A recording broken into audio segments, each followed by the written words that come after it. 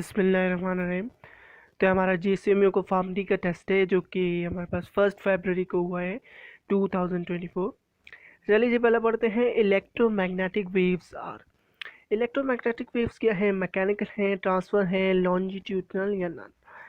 देखिए electromagnetic waves आपके पास क्या है? ट्रांसफ़र वेव्स है। लॉन्जिट्यूडनल की आपके पास एग्जाम्पल है साउंड वेव्स आ जाती हैं, और इलेक्ट्रोमैग्नेटिक वेव्स को हम लोग क्या कहते हैं? नॉन मैकेनिकल वेव्स भी कहते हैं।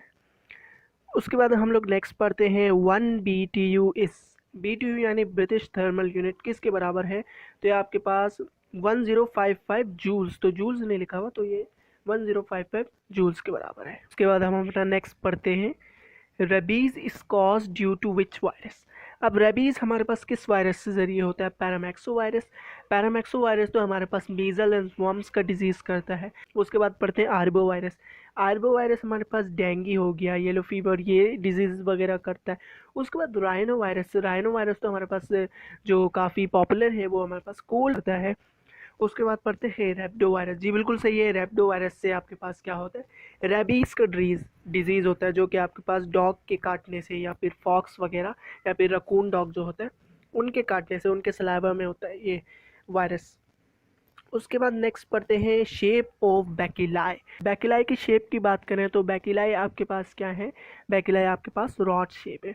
अगर राउंडेड शेप की बात करें तो क्या है? कोकाई आपके पास राउंडेड शेप है। ऑप्शन सी में कॉमा शेप लिखा हुआ है। कॉमा शेप में आपने पढ़ा होगा विब्रियो कॉलरा और कॉमास, तो उसमें अपना, तो ये आपके पास क्या है? Comma shape. उसके बाद लिखा है नॉन फ्लैजिलेटेड। देखिए बैकिलाई जो है आपके पास फ्लैजिलेटेड है, तो ये आंसर नहीं होगा। आपके पास कोकाई जो है वो नॉन फ्लैजिलेटेड है, लेकिन बैकिलाई आपके पास फ्लैजिलेटेड है। उसके बाद नेक्स्ट पढ़ते हैं हम लोग मोलैरिटी क्या है। उसके बाद है moles of solute divided by litre of solution, mass of solvent divided by grams of solvent, mass upon molecular mass या नॉन। तो आपके पास मोलैरिटी किसके बराबर होगी? मोल्स ऑफ सॉल्यूट, उसके बाद divided by litres of solution. उसके बाद जो ऑप्शन बी है mass of solvent divided by grams of solvent, तो ये आपके पास किसका फॉर्मूला है? मोलैलिटी का फॉर्मूला है। नेक्स्ट उसके बाद ऑप्शन सी है mass upon molecular mass, number of moles निकालने का फॉर्मूला है। उसके बाद नेक्स्ट पढ़ते हैं number of moles of carbon dioxide in 8 gram of oxygen. आपको क्या निकालने हैं? Number of moles of carbon dioxide, जिसमें क्या है? 8 ग्राम ऑक्सीजन है। और नंबर ऑफ मोल्स कैसे निकालते हैं? Mass upon molecular mass. तो ऑक्सीजन का मास कितना दिया गिवन है? 8 है, और ऑक्सीजन का मॉलिक्यूलर मास क्या है? 32, तो 8 डिवाइडेड बाई 32। तो ये सिंपल कीजिए, 2 4 द 8 और 2 1 द 2, 2 6 द 12, 4 1 द 4, 4 4 द 16। तो 1/4 ये तो सबको याद होगा 0.25 के बराबर होता है। तो आपका आंसर क्या आ रहा है? 0.25 ग्राम। तो आपका आंसर क्या है? Option C. उसके बाद नेक्स्ट पढ़ते हैं sponge belong to which phylum. Sponge आपके पास कौन से फाइलम से बिलोंग करता है? Platyhelminthes, Cnidaria, Porifera, Mollusca. तो याद रखिएगा स्पंज आपके पास किससे बिलोंग करता है? पॉरीफेरा से। पॉरीफेरा को हम ये भी कहते हैं ना पोर बेरिंग एनिमल्स, तो स्पंज हमारे पास पॉरीफेरा से बिलोंग करता है, ऑप्शन सी। उसके बाद नेक्स्ट पढ़ते हैं how many stages of HIV। तो हमारे पास HIV के 3 स्टेजेस होते हैं। पहला आपके पास क्या होता है? एक्यूट HIV इन्फेक्शन, सेकेंड वाला होता है क्रॉनिक HIV इन्फेक्शन, और थर्ड वाले पे आपके पास एड्स हो जाता है। तो ये HIV के आपके पास 3 स्टेजेस होते हैं, ऑप्शन सी। उसके बाद नेक्स्ट पढ़ते हैं chromosome in which centromere is at end. देखिए क्रोमोसोम जिसमें आपके पास सेंट्रोमेयर एंड में हो तो वो आपके पास कौन सा कहलाता है? मेटासेंट्रिक, टीलोसेंट्रिक, आर्कोसेंट्रिक या सब मेटासेंट्रिक। देखिए हमने क्रोमोसोम पढ़े थे, उसमें हमने सेंट्रोमेयर, उसकी आर्म थी ना, आर्म से रिलेटेड हमने पढ़ा था कि उसकी आर्म अगर दोनों साइड से सेम है ना, तो वो हमारे पास क्या कहलाएगी? मेटासेंट्रिक। अगर एक साइड से सही है और दूसरी साइड से थोड़ी सी कम है तो वो अनइक्वल हो जाएगी उसकी लेंथ, तो वो सब मेटासेंट्रिक था। थर्ड वाले में क्या था? एक साइड से तो बहुत बड़ी होगी, लेकिन दूसरी साइड से जो एक सेंट्रोमेयर की आर्म है ना, वो बहुत ही ज़्यादा छोटी हो जाएगी। लेकिन लास्ट वाले में आपने एक पढ़ा था, उसमें क्या था? जो आपकी सेंट्रोमेयर है बिल्कुल एंड में होगी, बिल्कुल ख़त्म की तरफ होगी। मतलब कि एक साइड पे आप समझ लें, एक साइड पे तो सेंट्रोमेयर है ही नहीं, बस एक ही साइड पे है, एक साइड से बिल्कुल ख़त्म, तो वो हमारे पास क्या कहलाती है? टीलोसेंट्रिक वाली, वो क्रोमोसोम जिसमें सेंट्रोमेयर एक ही एंड पे हो, तो हमारे पास ऑप्शन बी टीलोसेंट्रिक।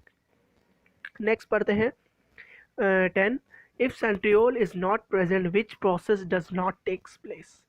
अच्छा, ये इसका डी ऑप्शन है नहीं। अगर आपके सेंट्रियोल नहीं प्रेजेंट हो, सेंट्रियोल नहीं होंगे तो कौन सा प्रोसेस नहीं होगा आपके पास? देखिए, सेंट्रियोल का ज़्यादातर आपके पास काम क्या होता है, स्पिंडल फॉर्मेशन करना। स्पिंडल फॉर्मेशन आपने उसमें देखा था ना हमारे पास, आपने माइटोसिस में पढ़ा होगा, 3 तरह के स्पिंडल बनते थे, एक कंटिन्यूस स्पिंडल फाइबर्स, एक हाफ और डिसकंटिन्यूस स्पिंडल फाइबर, और एक थे एस्टल फाइबर्स। तो हमारे पास सेंट्रियोल अगर नहीं होंगे तो हमारे पास स्पिंडल फॉर्मेशन नहीं होगी। जैसे कि हायर प्लांट्स और कुछ इंसेक्ट होते हैं जिनमें सेंट्रियोल नहीं होते।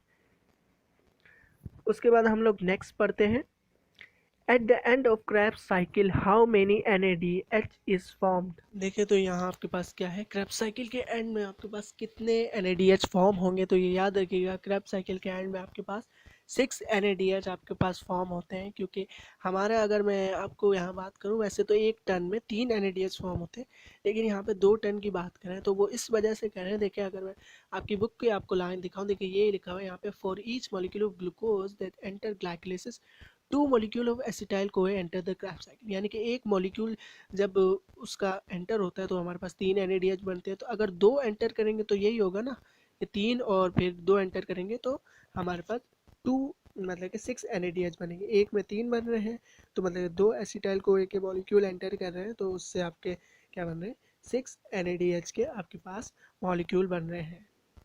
उसके बाद नेक्स्ट पढ़ते हैं, electric motor produces which energy. देखिए, इलेक्ट्रिक मोटर आपके पास कौन सी एनर्जी? देखिए, इलेक्ट्रिक मोटर क्या होती है, आपके घरों में पानी, जैसे ज़्यादातर यही होता है ना, पानी के लिए हम लोग यूज़ करते हैं।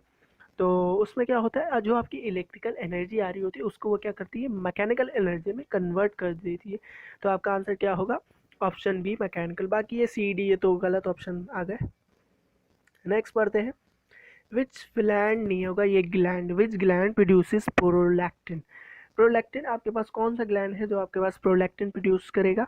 Anterior pituitary lobe, posterior pituitary lobe, median pituitary lobe, या पैराथायरॉइड ग्लैंड।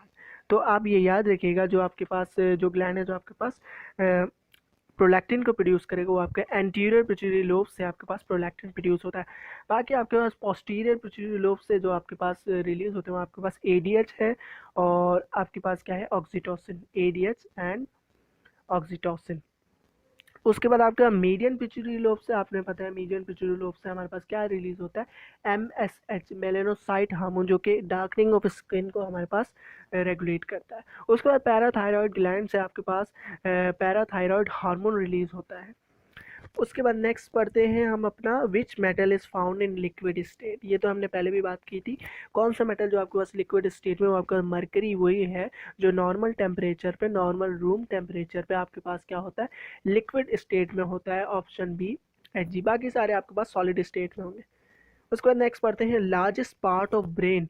देखिए, ब्रेन का आपके पास लार्जेस्ट पार्ट क्या है, cerebrum, cerebellum, medulla oblongata, limbic system.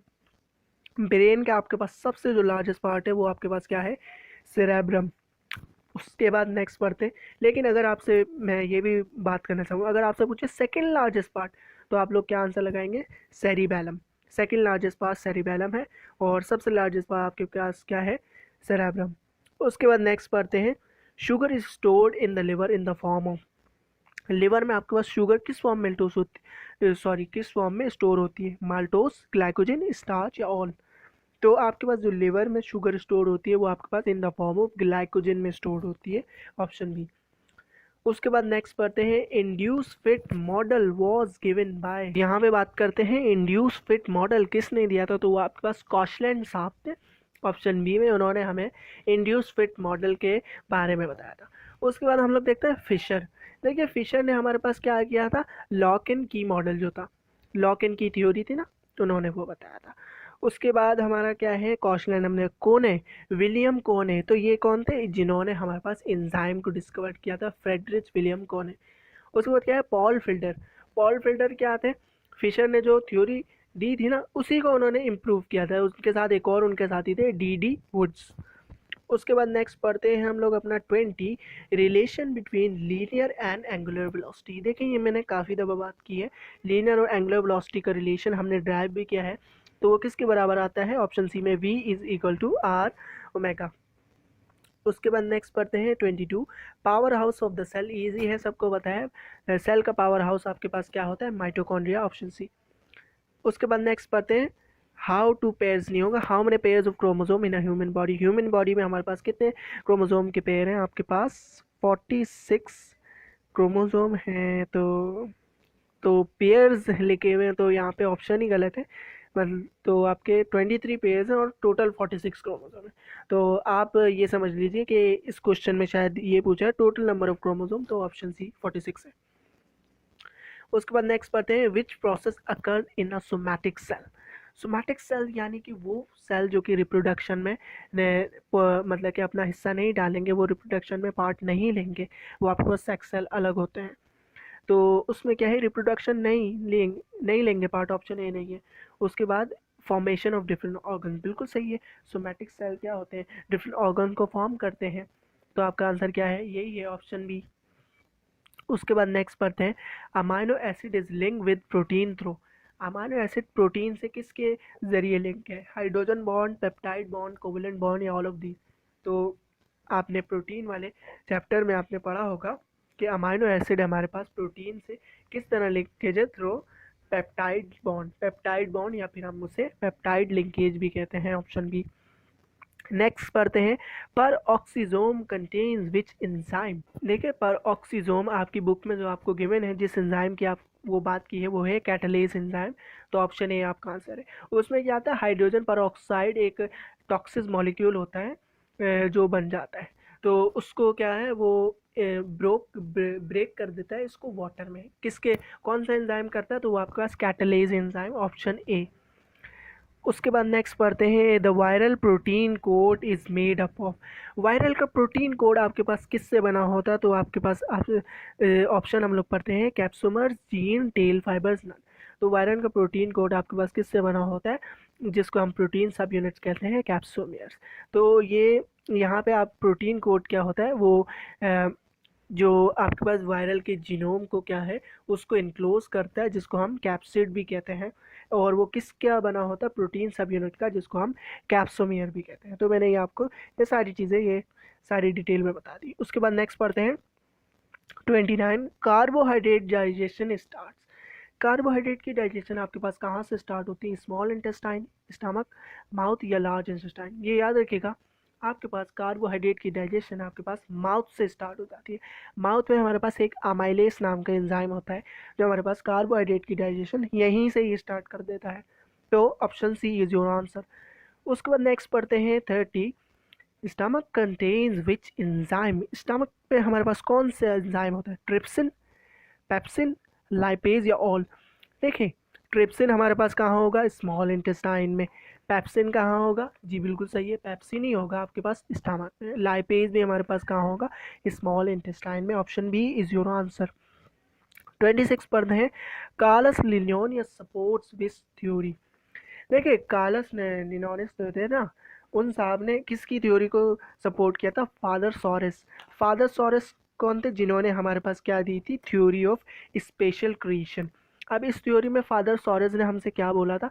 Father सॉरेस ने ये बोला कि भाई कोई एवोल्यूशन वगैरह नहीं हुई है, कोई इनमें एवोल्यूशन नहीं हुई है, ऐसे करके एनिमल्स आ गए, ऐसे ये आ गए, ऐसे पौधे बन गए, और तो इसमें ये इसी फॉर्म में एग्जिस्ट हुए। तो कार्लस लिनोनियस जो है, इन्होंने भी इस चीज़ पे बिलीव किया और उन्होंने भी इसी थ्योरी को सपोर्ट किया।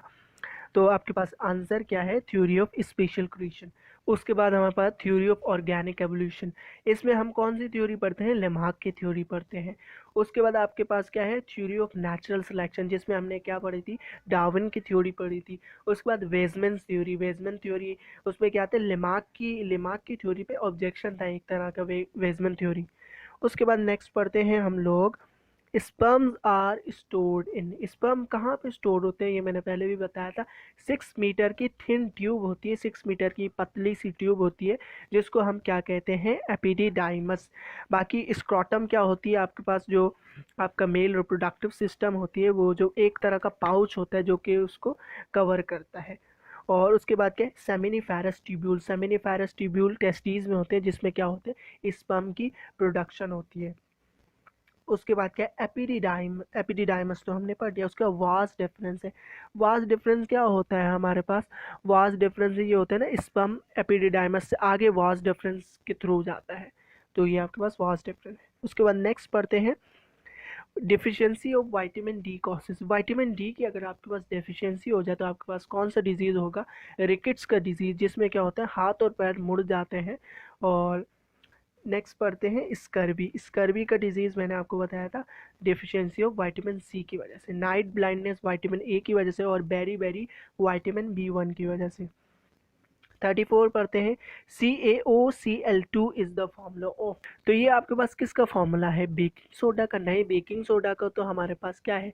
NaHCO3 sodium bicarbonate. उसके बाद क्या है? Bleaching powder. बिल्कुल सही है। ब्लीचिंग पाउडर का फॉर्मूला क्या है आपके पास? CaOCl2, जिससे हमारा प्रोफेसर ऑडलिंग जो थे उन्होंने हमें ये फार्मूला बताया था। और ये कौन से प्रोसेस से बनता है हमारे पास? हेज़न-क्लेवर प्रोसेस से हमारे पास ब्लीचिंग पाउडर बनता है। उसके बाद पढ़ते हैं एप्सम सॉल्ट।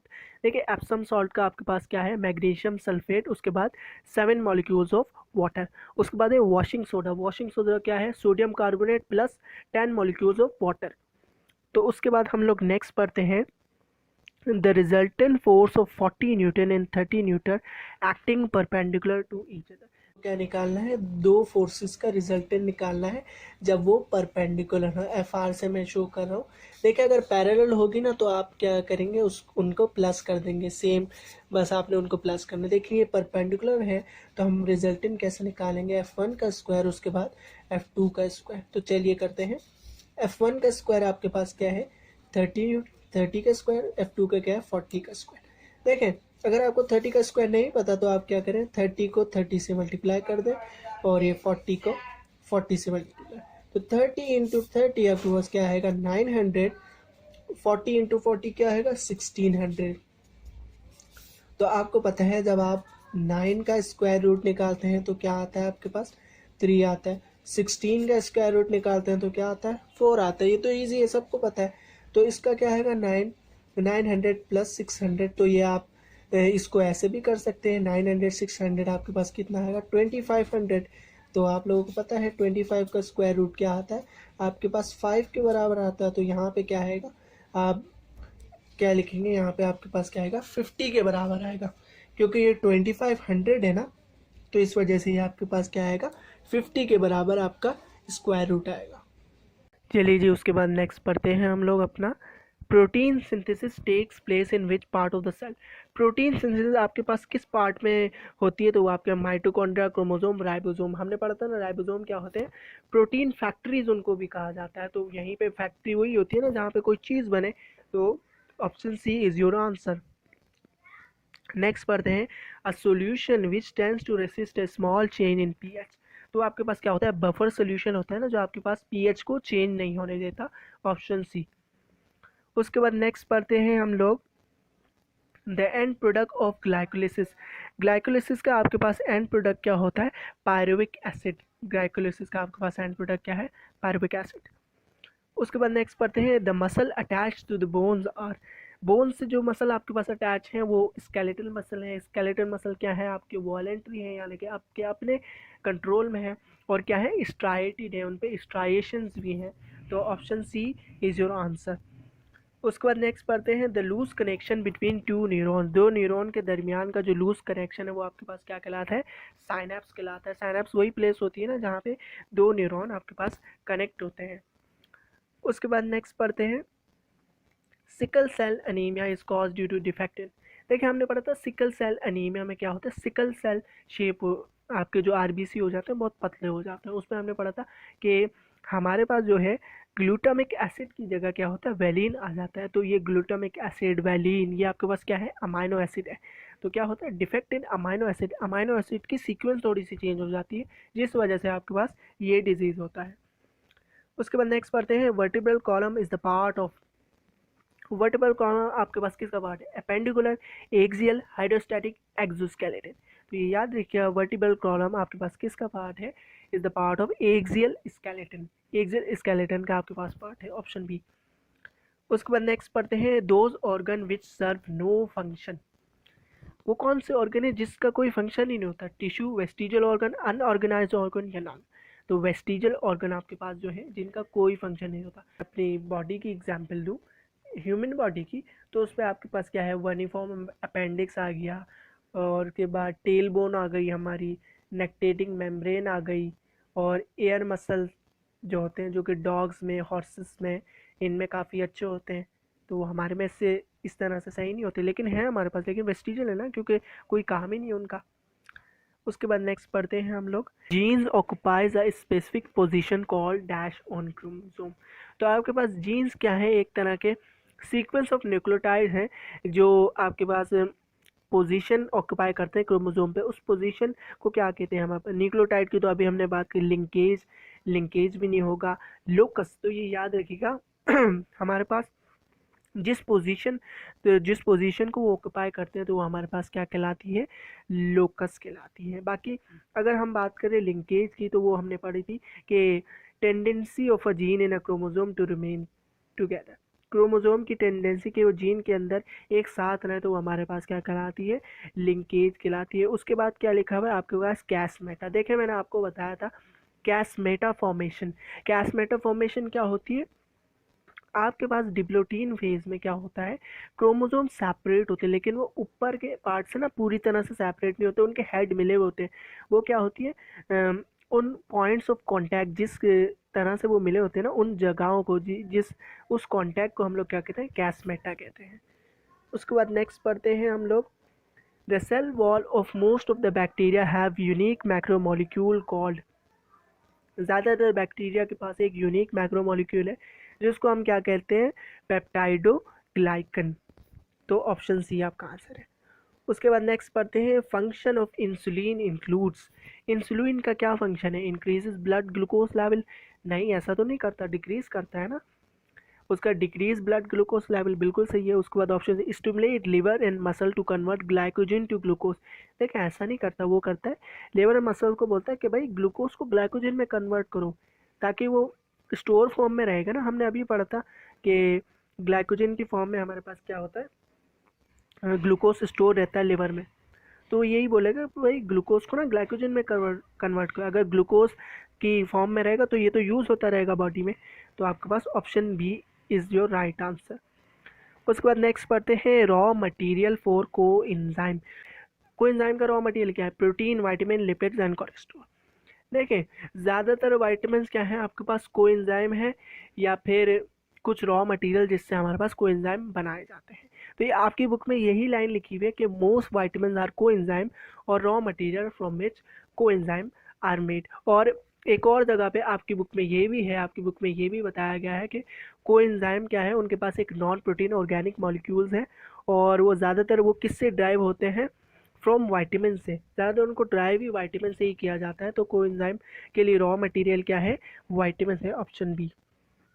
उसके बाद नेक्स्ट पढ़ते हैं, if the first day of menstrual cycle is 1 June, when will the ovulation occur. देखिए मेंस्ट्रुअल साइकिल के बारे में बता रहे हैं आपको। आपको पता है मेंस्ट्रुअल साइकिल 28 डेज तक चलती है। तो कह रहे हैं ओवुलेशन कब होगी।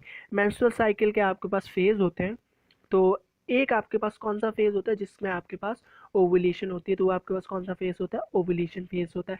पहला फेज मेंस्ट्रुएशन फेज, दूसरा फॉलिकल फेज, तीसरा ओवुलेशन फेज, और चौथा कॉर्पस ल्यूटियम फेज।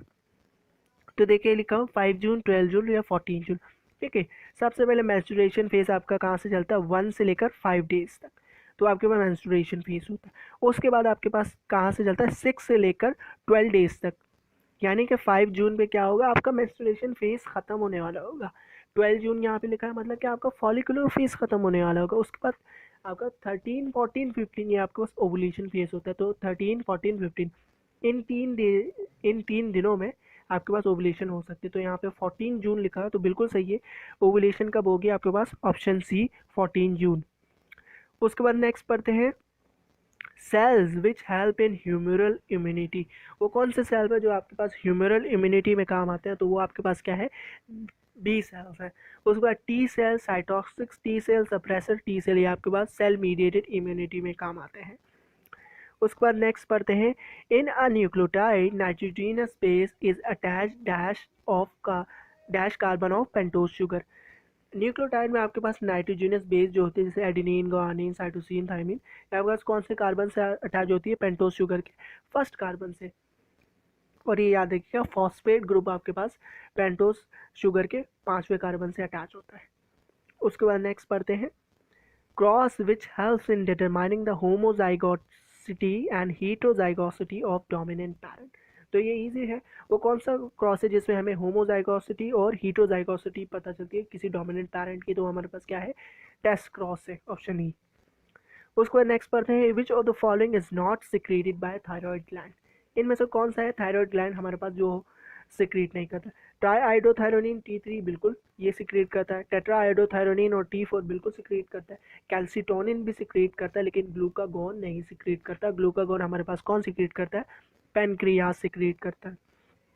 उसके बाद ऑप्शन सॉरी नेक्स्ट पढ़ते हैं the catalyst used Haber's process. In Haber's process है, हैबर्स प्रोसेस में हमारे पास जिसमें हमारे पास अमोनिया बनती है तो उसमें कौन सा कैटलिस्ट यूज होता है? V2O5 वेनेडियम पेंटॉक्साइड हमारे पास कॉन्टैक्ट प्रोसेस जो कि सल्फ्यूरिक एसिड बनाने के लिए यूज होता है।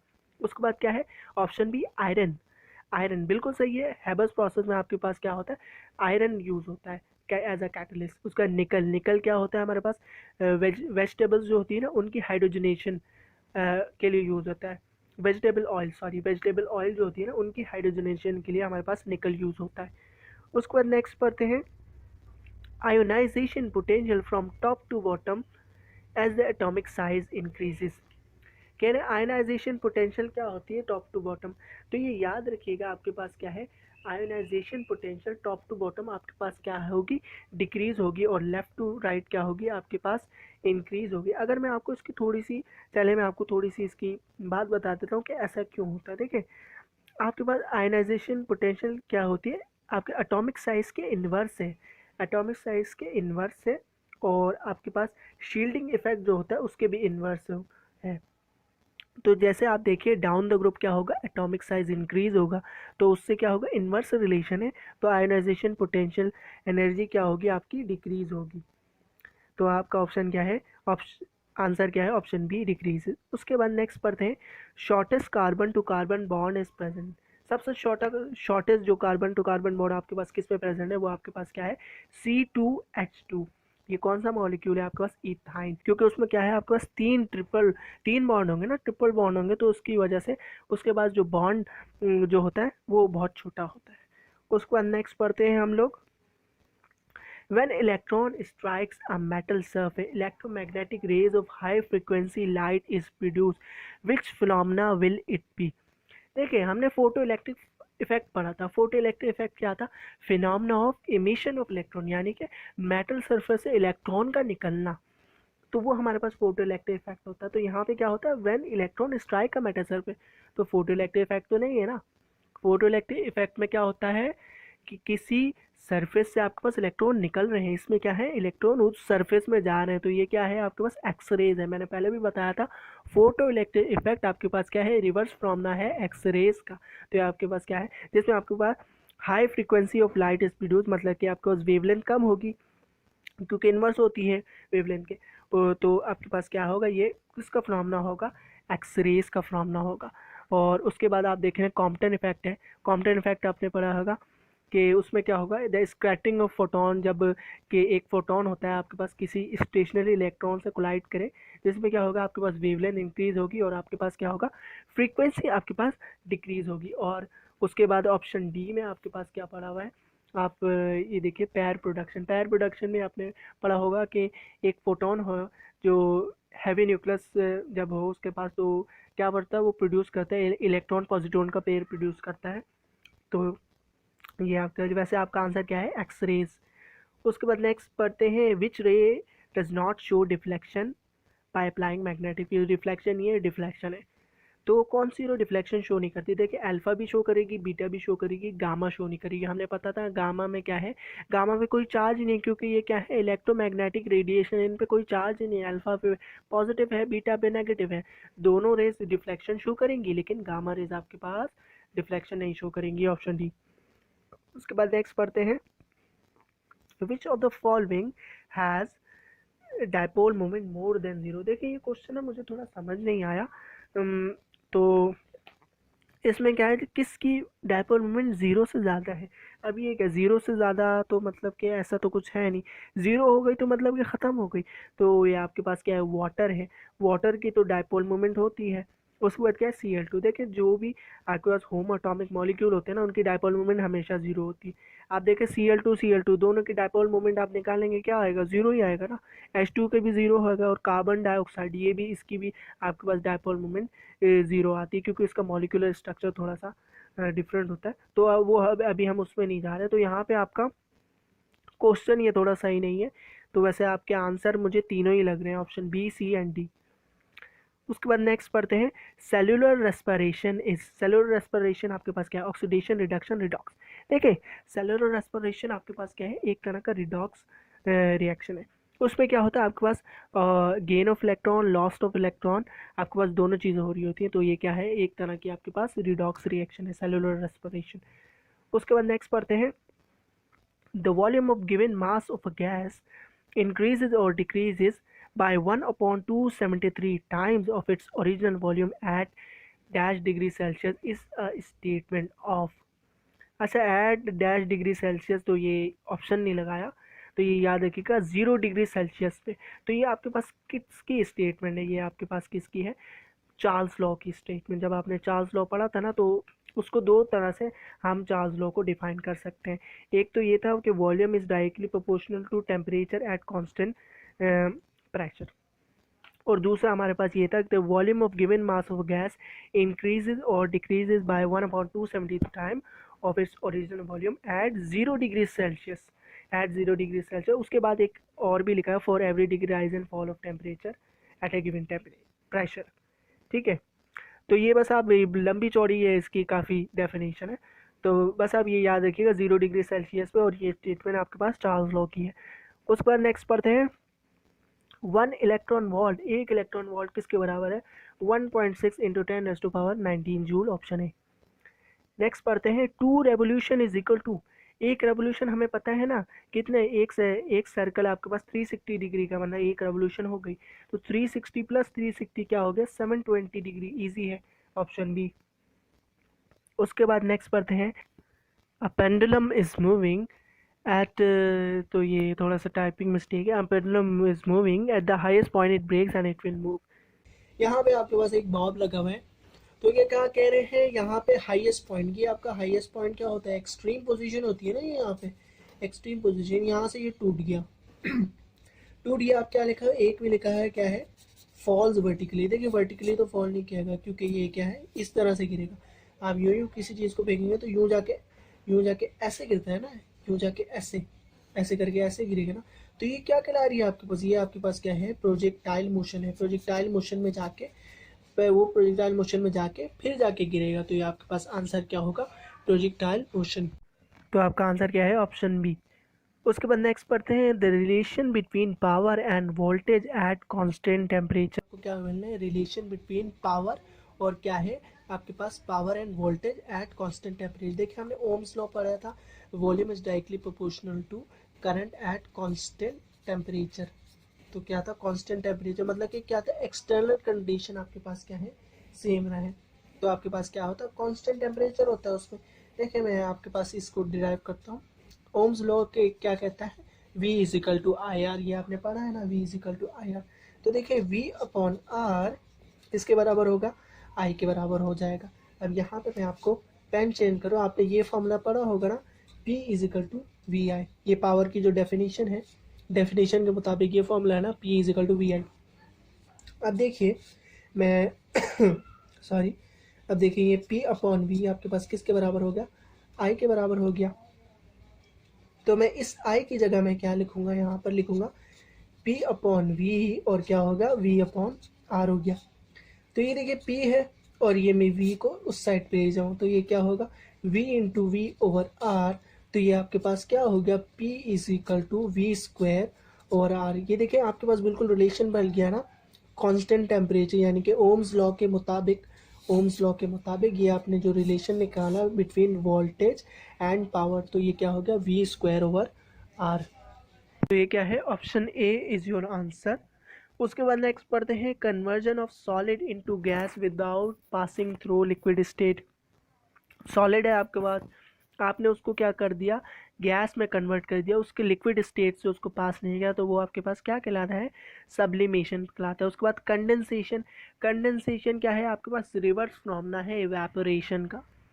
मेल्टिंग क्या है, मेल्टिंग वही है, सॉलिड को आपने लिक्विड में कन्वर्ट कर दिया। फ्रीजिंग क्या है, लिक्विड को क्या नाम है, आपने सॉलिड में कन्वर्ट कर दिया।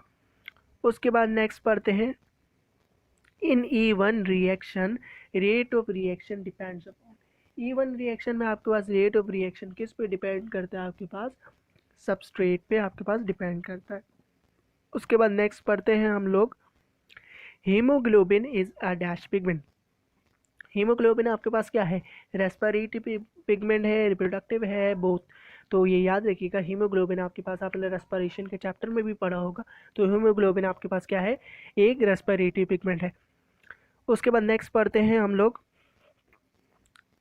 Alpha rays are, alpha rays आपके पास क्या है, helium nuclei, electron, photon, positron. तो ये याद रखिएगा, अल्फा रेज जब हम पढ़ते थे, alpha beta and gamma rays की हमने प्रॉपर्टीज, तो क्या पढ़े थे, अल्फा रेज क्या है, हीलियम न्यूक्लाई है, और इलेक्ट्रॉन क्या है, बीटा रेज, फोटोन क्या है आपके पास, गामा रेज है, पॉजिट्रॉन क्या है, पॉजिट्रॉन आपके पास कहलाती है पॉजिटिव बीटा रेज। तो ये आपके लेवल का नहीं है, अभी आप ये तीन याद रखें, क्योंकि आपके जो टेस्ट के हिसाब से ये तीन ही आ सकते हैं। उसके बाद नेक्स्ट पढ़ते हैं, एटोक्रेसी सिनोनियम। एटोक्रेसी का मतलब होता है एक बहुत ही बड़ी पावर हो आपके पास, जिससे आप पूरी, मतलब कि जैसे हुकूमत है उसके पास पावर होती है, तो वो उसका सिनोनियम क्या होगा, सेम मीनिंग, माइटी। माइटी का मतलब यही होता है आपके पास काफ़ी अच्छी ताकत वगैरह हो, तो यही है। इनफेबल्ट पढ़ते हैं, इनफेबल्ट का मतलब होता है कमज़ोर, वीक का कमज़ोर, फास्ट का मतलब तेज़। तो आपका आंसर क्या है, माइटी। उसके बाद नेक्स्ट पढ़ते हैं, सिनोनियम ऑफ प्रूडेंट। प्रूडेंट का मतलब होता है किसी चीज़ से एहतियात करना, मोहतात रहना। तो उसमें क्या है, प्रिवेंट, बिल्कुल सही है, प्रिवेंट का मतलब यही होता है किसी चीज़ से बचे रहना। वाइल्ड मतलब कि कोई भी जानवरों से रिलेटेड हो, वाइल्ड हो, जंगली, ऐसे। नोवाइस, देखिए नोवाइस हमने पढ़ा था, नोवाइस क्या होता है, कोई भी वो हो जो अनएक्सपीरियंस हो, किसी भी जगह के लिए नया हो। नोवाइस न्यू से निकला है, न्यू से नोवाइस कर लें आप। फुलिश, पागल। तो option A is your answer है। उसके बाद नेक्स्ट पढ़ते हैं, the disease which is cause due to ageing. Ageing यानी जैसे जैसे आप बड़े होंगे आपको कौन सा डिजीज़ वो होता है, हेपाटाइटिस। हेपाटाइटिस तो आपके पास लिवर की डिजीज़, ये तो कभी भी हो जाएगा। बेरी बेरी, वाइटामिन डेफिशिएंसी है, किसी को भी हो सकती है, बच्चे को भी, बड़े को भी। अल्जाइमर, बिल्कुल सही है, अल्जाइमर डिजीज़ ज़्यादातर एजिंग से होता है, लेकिन हो सकता है बच्चों को भी हो सकता है। ये आप जितनी तरह से बीमारियां हो रही हैं तो हो सकता है बच्चों को, लेकिन ज़्यादातर ये एजिंग से होता है, जब बुढ़ापा हो जाता है ना। जब टे सैक्स डिजीज़ हमने पढ़ा था, लाइजोमल डिजीज़ है, वो 3 साल की उम्र में डेथ हो जाती है। चलिए जी, हम अपना नेक्स्ट पढ़ते हैं, how many grams of NaCl are required to completely neutralize 100 ml of 1 molar H2SO4। हमें NaCl के NaCl कितना ग्राम हमें NaCl रिक्वायर्ड है कि हम कम्प्लीटली न्यूट्रलाइज कर लें 100 मिलीलीटर ऑफ 1 मोलर H2SO4। देखिए ये आपके पास रिएक्शन इस तरह से होता है, ये देखिए 2 NaCl, उसके बाद H2SO4, और उसके बाद आपके पास क्या बनेगा, 2HCl, उसके बाद बनेगा Na2SO4। ठीक है, तो ये आपका रिएक्शन होता है। अब हमें क्या चाहिए, कितने ग्राम ऑफ NaCl चाहिए कि हम कंप्लीटली न्यूट्रलाइज करें 100 मिलीलीटर 1 मोलर H2SO4। देखिए 1 मोलर है, मतलब कि आपको मोलैरिटी दी हुई है। मोलैरिटी आपके पास किसके बराबर होती है, मैं ऐसे लिख रहा हूँ, molarity is equal two moles और डिवाइडेड बाय क्या होता है, litre of solution. Moles divided by litre of solution. तो यहाँ पे हमें सबसे पहले नंबर ऑफ मोल निकालने हैं किसके, H2SO4 के, सल्फ्यूरिक एसिड के। सबसे पहले हम नंबर ऑफ मोल्स निकालेंगे। तो ये देखिए यहाँ लिखा हुआ है, required to completely neutralise 100 millilitre of 1 molar H2SO4। Molarity तो इसकी दे दी इन्होंने, क्या है, 1 मोलर है, तो नंबर ऑफ मोल्स हमें चाहिए, लेकिन लीटर ऑफ सोल्यूशन में 100 ml है, तो 100 ml है, डिवाइडेड बाय 100 को डिवाइड कर देंगे हम 1000 से, तो ये कितने में हो जाएगा, लीटर में। तो ये 0 कैंसिल, तो 1 डिवाइडेड बाय 10, तो ये आपके पास क्या आएगा, 0.1 लीटर। तो ये हमने लीटर में ले लिया, क्योंकि हमें लीटर में चाहिए तो 0.1। अब हमें नंबर ऑफ मोल्स चाहिए, ये उधर चले जाएगा, तो n क्या हो जाएगा हमारे पास, 0.1 इंटू 1। तो नंबर ऑफ मोल्स कितने आए आपके पास, 0.1 मोल्स H2SO4 के। अब देखिए सवाल में क्या है कि कितने ग्राम ऑफ NaCl रिक्वायर्ड, मतलब कि NaCl का मास चाहिए। तो फॉर्मूला लगाए नंबर ऑफ मोल्स का मास अपॉन मॉलिक्यूलर मास, हमें मास चाहिए तो हम मॉलिक्यूलर मास को उधर ले जाएंगे। अब यहाँ पे नंबर ऑफ मोल्स हमें कौन से डालने हैं जी, बिल्कुल यही वाले डालने हैं, लेकिन एक चीज़ आपने देखी, देखें यहाँ पे कितने हैं 2 NaCl, मतलब कि 2 मोल्स ऑफ NaCl रिएक्ट करेंगे H2SO4 के साथ, तो बनाएंगे 2HCl और 2Na2SO4। तो ये आपने इस 2 को भी ऐड करना है, तो यहाँ पे क्या होगा 0.1 इंटू 2, तो ये किसके बराबर हो जाएगा 2 के। और हमें मास चाहिए, मॉलिक्यूलर मास NaCl का क्या होता है 58.5 होगा, तो हम लोग इसको राउंड 58 ले लेते हैं, 58 ले लें, सही है। तो हमें मास चाहिए तो 58, और ये 0.1 इंटू 2 0.2 आएगा, सॉरी, तो ये आपके पास 0.2। अब सिंपल कैलकुलेशन में आपको बताता हूँ, 58 पॉइंट को उधर लेके जाइए तो ये क्या होगा आपके पास 2 हो जाएगा ना, तो उसके बाद आप 10 को नीचे ले जाएंगे, ये यहाँ पे ऐसे इन्वर्स में होता ना, तो मैं इसको नीचे ले गया, क्या आ गया आपके पास, वो आ गया ना पॉजिटिव में। उसके बाद ये देखिए 2 5 ज़ा 10, 2 2 ज़ा 4 और 2 9 ज़ा 18, सही है। अब उसके बाद आप कहिए 29 इंटू 2 और डिवाइडेड बाय 5। सबसे पहले 29 को 2 से कर लीजिए, सिंपल कैलकुलेशन, 2 9 ज़ा 18, 2 2 ज़ा 4 5, 58 हो गया। तो 58 डिवाइडेड बाय 5, अब सिंपल डिवीजन कीजिए, 58 डिवाइडेड बाय 5। अब 5 10 ज़ा 50, 5 11 ज़ा 55, तो 5 11 ज़ा 55 है। उसके बाद आपके पास कितने बचे, 3 बचे। अब ज़ीरो लगाएंगे, कैरी पॉइंट लगा के फिर ज़ीरो लगाएंगे, तो क्या होगा 5 6 ज़ा 30। तो आपके पास आंसर क्या आ रहा है, कितने ग्राम ऑफ NaCl आपको रिक्वायर्ड होंगे, 11.6 ग्राम ऑफ NaCl रिक्वायर्ड होंगे कि आप कंप्लीटली न्यूट्रलाइज कर लें 100 मिलीलीटर ऑफ 1 मोलर H2SO4। तो हमारा आंसर क्या है, ऑप्शन सी। उसके बाद नेक्स्ट पढ़ते हैं double arrow in a chemical reaction represent. देखिए डबल एरो आपने देखा होगा, आपने बहुत सारे रिएक्शन में डबल एरो होता है, एक राइट साइड पे पॉइंट कर रहा होता है और एक लेफ्ट साइड पे। उस पर क्या होता है, मतलब कि हमारे पास वो शो करता है कि हमारे पास क्या है, रिवर्सिबल रिएक्शन है। सिंगल एरो होगा वो इरिवर्सिबल होगा। रिवर्सिबल रिएक्शन क्या, प्रोडक्ट रिएक्टेंट में, जैसे रिएक्टेंट से प्रोडक्ट बना, फिर उसी प्रोडक्ट से दोबारा हम रिएक्टेंट भी बना सकते हैं। तो इसमें रिवर्सिबल रिएक्शन ये होता है कि दोनों साइड पे वो शिफ्ट हो सकता है। उसके बाद कंबशन रिएक्शन तो आपको पता है, उसके ऊपर डेल्टा का हम साइन लगाते हैं तो पता चलता है कंबशन रिएक्शन है। उसके बाद नेक्स्ट पढ़ते हैं resistance of a conductor does not depends upon. Resistant conductor की किस चीज़ पे डिपेंड नहीं करती, लेंथ पे भी करती है, एरिया पे भी करती है, रेजिस्टिविटी, ऑल ऑफ दिस तो सब चीज़ों पे करती है। हमने फॉर्मूला पढ़ा था ना, R is equal to rho L over A. Next पढ़ते हैं, उसके बाद इंग्लिश का पोर्शन है, dash at the world oldest continuously inhabited city is the main city of Punjab. तो यहाँ पे द मुल्तान, मुल्तान बीइंग मुल्तान और द मुल्तान। देखिए सबसे पहले है द मुल्तान। देखिए हम कंट्रीज़ के पहले ना, सॉरी ये सिटीज़ है ना, तो सिटीज़ सिटीज़ से पहले हम लोग ना दा नहीं लगाते, और दा हमेशा ज़्यादातर उस मतलब कि उधर यूज़ होता है, जैसे कंट्रीज से पहले भी यूज़ है जहाँ पे कोई आइसलैंड वगैरह हो या फिर कोई स्टेट वगैरह हो, जैसे the United state of America, इस तरह के जो हो नाम, तो उस पर हम दा यूज़ करते हैं। तो पहला ऑप्शन तो आपका यूज़ ही नहीं होगा, द मुल्तान। उसके बाद है मुल्तान बींग। देखिए Multan being regarded as the, देखिए ये मीनिंग में ना थोड़ा फ़र्क कर रहा है, मीनिंग सही नहीं दे रहा है ये। Multan being regarded as the world oldest continuously inhabited city, तो ये मीनिंग आपके ख़राब कर रहा है, ग्रामेटिकली स्ट्रक्चर को इसको ख़राब कर रहा है। उसके बाद ऑप्शन सी पढ़ते हैं मुल्तान। ऑप्शन डी में भी दा मुल्तान है, तो आंसर हमारा ऑप्शन सी होगा, Multan regarded as the world oldest continuously inhabited city is the main city of Punjab. तो हमारे पास मुल्तान आएगा, क्योंकि दा यूज़ नहीं होगा, मैंने अभी आपको बताया कंट्रीज़ में या उस जगह पे यूज़ होता है जहाँ पे कोई आइसलैंड हो या फिर कोई स्टेट वगैरह हो, जैसे दी यूनाइटेड स्टेट ऑफ अमेरिका। उसके बाद पढ़ते हैं, unless student dash with the college regulation he can be remove from the college. तो पहला है unless a student will comply. देखिए अनलेस की हम बात कर रहे हैं ना, अनलेस का मतलब बात हो रहे हैं हम किसी फ्यूचर की बात कर, मतलब कि आने, वो यही कह रहे हैं अगर किसी स्टूडेंट ने इस चीज़ पे मतलब अमल दरामद नहीं की, इस रूल को फॉलो नहीं किया, तो उसे हम कॉलेज से दखल अंदाज कर देंगे, निकाल देंगे। तो ये फ्यूचर की बात करें, जब एक दफ़ा अनलेस में हमने, अनलेस रिलेटेड है कि फ्यूचर से बात कर रहे हैं, तो अनलेस जब हमने बात कर ली तो विल कंप्लाई नहीं आएगा। अगर वुड होता ना तो फिर हम मान लेते। तो एक दफ़ा जब आपने फ्यूचर, अनलेस ज़ाहिर ही ये कर रहा है कि हम फ्यूचर की बात कर रहे हैं, तो दोबारा विल हम लोग नहीं लगाएंगे, तो ये रॉन्ग हो जाएगा, ऑप्शन ए नहीं होगा। ऑप्शन बी पढ़ते हैं हैड कंप्लाइड। देखिए हैड कंप्लाइड ये तो पास्ट परफेक्ट में आता है, मतलब कि कोई चीज़ हो चुकी है, तो ये तो हम तो एक वो दे रहे हैं ना कि भाई ऐसे अगर होगा, तो हम फ्यूचर की बात करें तो हैड तो नहीं आएगा, पास्ट परफेक्ट भी नहीं होगा।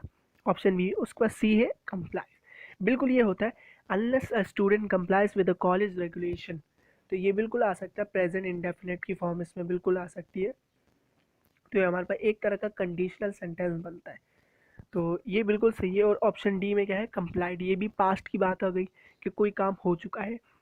फ्यूचर में ये जब भी हम बात करें कि पहला वाला ऑप्शन मैंने आपको बताया इसलिए नहीं लगाया क्योंकि पहले ही हमने फ्यूचर की बात कर ली, उसके बाद दोबारा फ्यूचर की बात करेंगे तो ऐसा सही नहीं है।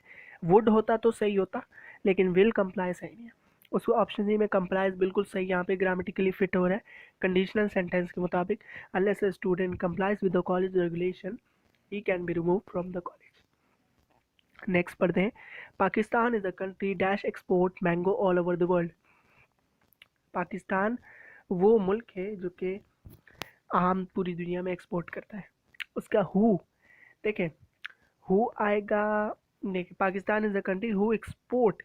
देखिए हु आपके पास ज़्यादातर वो आता है किसी भी इंसानों के लिए आता है, कंट्रीज़ वगैरह के लिए हु ऐसे यूज़ नहीं होता। तो ज़्यादातर आपके पास इंसानों वगैरह के लिए हु यूज़ होता है, लिविंग बींग्स के लिए ज़्यादातर यूज़ करता है, ज़्यादातर इंसानों के लिए यूज़ होता है। उसके बाद नेक्स्ट पढ़ते हैं विच। देखिए विच हो सकता है यहाँ पे, लेकिन विच होता है, विच में ना नॉन एसेंशियल इन्फॉर्मेशन भी आती है और काफ़ी सारी इन्फॉर्मेशन, लेकिन इस पे तो एक ही इन्फॉर्मेशन की बात हो रही है, मतलब कि ये बिल्कुल सही इन्फॉर्मेशन है कि पाकिस्तान, और ये जाहिर कर रहा है कि पाकिस्तान ये काम करता है। उसके बाद है Pakistan is a country home export. देखिए होम हमारे पास कैसे यूज़ होगा, क्योंकि होम का मतलब होता है किसको, जैसे मैं आपसे पूछूं whom do you want to meet, किससे आपको मिलना है। तो ये देखिए मीनिंग में अगर आप पढ़ें, Pakistan is a country home export, मतलब कि किसको किससे मिलना, ये वो एक्सपोर्ट करना, तो ये मीनिंग सही नहीं दे रहा ना, ग्रामेटिकली स्ट्रक्चर भी इसका सही नहीं बना, तो होम नहीं आएगा। उसके बाद है दैट।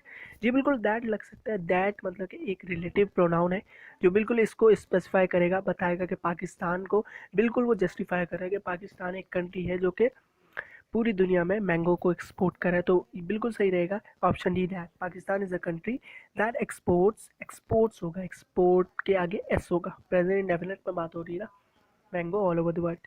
उसके बाद नेक्स्ट पढ़ते हैं, the professor dash student he could not help them all. तो यहाँ पे professor had too many had so many. तो ये देखिए यहाँ पे प्रोफेसर हैड टू मैनी बिल्कुल यही होगा, बाकी ऑप्शन भी मैं आपको बता देता हूँ क्यों नहीं होंगे। बी में है टू मैनी, तो प्रोफेसर, उसके बाद हैड का वर्ब नहीं लगाया, हैड जो हमारा हेल्पिंग वर्ब है इन्होंने ये नहीं लगाया। उसके बाद है हैड सो मैनी। देखिए सो मैनी भी आ सकता है, लेकिन टू मैनी ज़्यादा बेहतर रहेगा। क्यों? क्योंकि टू मैनी इसलिए बेहतर रहेगा क्योंकि यहाँ पे है प्रोफेसर सब बच्चों को एक साथ मदद नहीं कर सका, तो उसमें सो मैनी भी सही थे, लेकिन हैड टू मैनी उससे भी ज़्यादा होते हैं, मतलब कि तो ये ज़्यादा वाला ऑप्शन ज़्यादा बेहतर रहेगा ना, कि बहुत ज़्यादा स्टूडेंट थे इस वजह से प्रोफेसर उनको मदद नहीं कर सका एक साथ, तो ऑप्शन ए। उसके बाद नेक्स्ट पढ़ते हैं, he appeared dash began to take the exam. अच्छा, he appeared nervous as he. देखिए ही अपियर्ड, अपियर्ड क्या है आपके वर्ब, इसके बाद क्या है आपके पास एडवर्ब आना चाहिए। तो एडवर्ब क्या होता है, जो वर्ब को मॉडिफाई बने, यानी कि वर्ब के मीनिंग में एडिशन कर दे। तो ये देखिए यहाँ पे पहले में क्या है, nervous as he appeared nervous as he. देखिए नर्वस नहीं आएगा, तो आपको ना वर्ब में ना वर्ब की मीनिंग में एडिशन करना है। तो आपको उस तरह से बात करें, जैसे मैं बोलूँगा ना ही रैन फास्टली, ही ही केम क्विकली, तो हम ऐसे ऐसे यूज़ करते हैं ना कि उसके वर्ब में हम लोग एडिशन करते हैं। तो ये हमारे पास क्या है, हमारे पास आप देख लें पास्ट इंडेफिनिट है, तो पास्ट इंडेफिनिट में हम ऐसे ही बोलते हैं ना, ही केम क्विकली, ही रैन फास्टली, तो ऐसे फास्टली क्विकली ऐसे ऐसे करके बोलते हैं ना।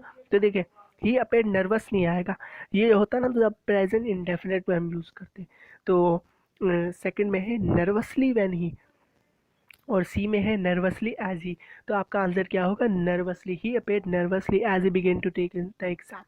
ऑप्शन बी क्यों नहीं होगा, देखिए ऑप्शन बी इसलिए नहीं होगा nervously when he, option B ये जाहिर कर रहा है कि वो किस तरह से एग्जाम हॉल में, मतलब कि किस जगह पे वो आया है, किस जगह उसकी प्लेस को बता रहा है। नर्वसली व्हेन ही, वो कब आया ये बोला जा रहा है, सॉरी प्लेस को नहीं, वो कब आया किस टाइम पे आया उस टाइम को बता रहा है वो। Nervously when he appeared nervously when he began to take the exam, किस किस टाइम पे वो आया, तो ये यहाँ पे सही नहीं होगा। ऑप्शन सी में नर्वसली एज ही, मतलब कि उसकी अपीयरेंस क्या थी, तो ये यहाँ पे सही लग रहा है, he appeared nervously as he began to take the exam.